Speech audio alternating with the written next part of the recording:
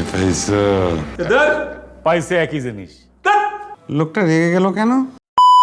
Hello বেবিরা, welcome to another brand new video. অবশেষে প্রকাশ হয়ে গেল উৎসবের টিজার। কি ব্যাপার আঙ্কেল, এত চেক আউট করতেছেন কেন? ইয়েস, আপনারা ঠিকই শুনতেছেন, অবশেষে ফাইনালি প্রকাশে এলো উৎসবের টিজার।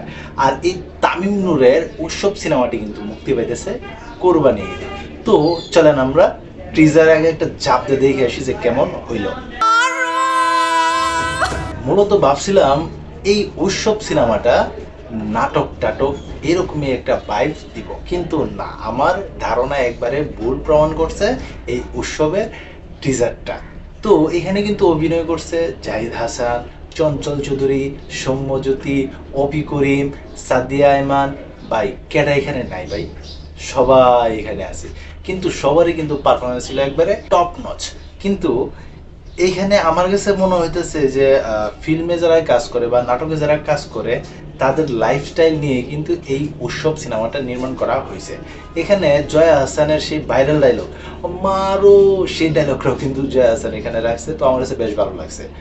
জাহিদ হাসান অভিনয় থেকে কিছুদিন দূরে থাকে, যার ফলে সবাইকে নাকি ভুলে যায়।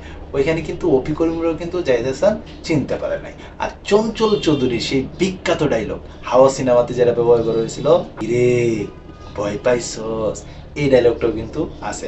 তো আমার কাছে টিজারটা তো কিন্তু বেশ ফানি মনে হয়েছে, এমনকি বেশ ভালো লাগছে আমার কাছে টিজারটা। তাছাড়া এই সিনেমার যে colour grading, background score, cinematography, আমার কাছে সব মিলে কিন্তু দারুণ লাগছে।